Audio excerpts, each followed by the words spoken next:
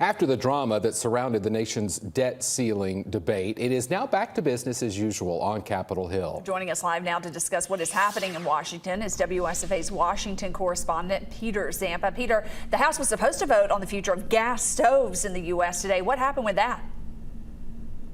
Yeah, Sally and Mark, you say we're back to business as usual, but we're still clearly dealing with the effects of this debt limit debate.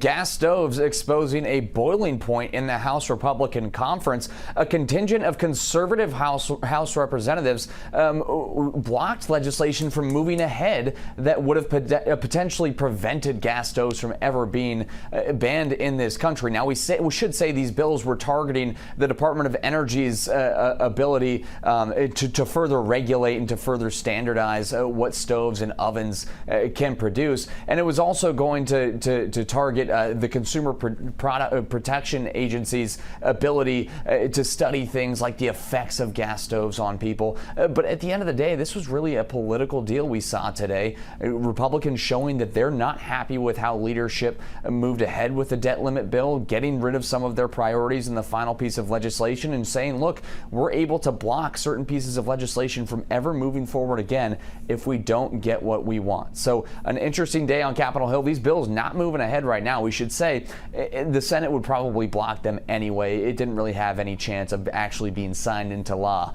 So really the politics of this are what's interesting here. All right, the House Oversight Committee chairman says he wants to hold the FBI director in contempt of Congress. Tell us about this.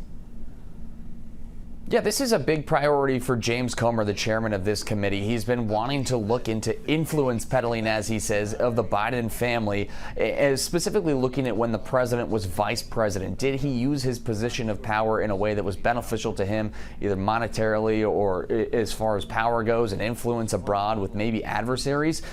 So Chairman Comer has been looking for the FBI to cooperate, turn over documents, and he says they have not cooperated in the way he needs them to, so he wants to hold this contempt vote on Thursday. It looks like the committee will vote on this, and then it could move to a full vote in the House of Representatives.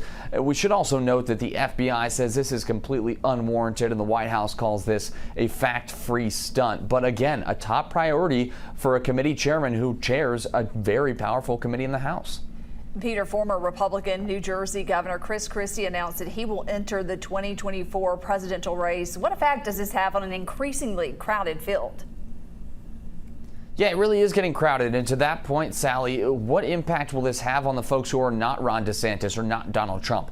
Is it going to further fragment that group of non-DeSantis, non-Trump candidates who are peeling off voters here and there? Now, is there a lane that's unique for Chris Christie because he was so close to Donald Trump and now he's so critical of Donald Trump, unlike some of the others who are sort of lukewarm, trying to avoid the wrath of Trump and his allies and his voters? It's unclear, because in primaries you want to be probably the more conservative version of a candidate than a moderate candidate might be in a general election. So we'll see how Chris Christie navigates this. He's certainly a known quantity.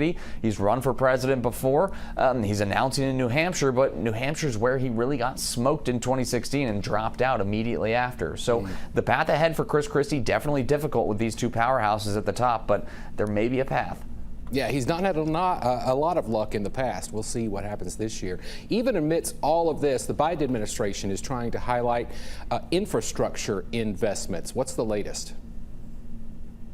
Yeah, so they're rolling out this website, invest.org, to show all the infrastructure projects going on around the country. With this interactive map, I actually messed around with it today. It's kind of cool. It shows you a bunch of dots around the nation. You can click on one. It'll tell you what the project is, the cost of the project, and this is all to highlight the bipartisan infrastructure law that passed that sent out these billions of dollars across the country to do highway projects and water projects, things like that. And speaking of water projects, if I might say, Jackson, Mississippi, one of the ones getting a big win today. The Biden administration announcing $115 million going there to help fix their water system because they've had chronic issues for decades, leaks, bad water, needing to do boil advisories every once in a while, and folks just not trusting the tap water in their American cities. So they want to revamp that water system there, and they're sending millions and millions of dollars to do so.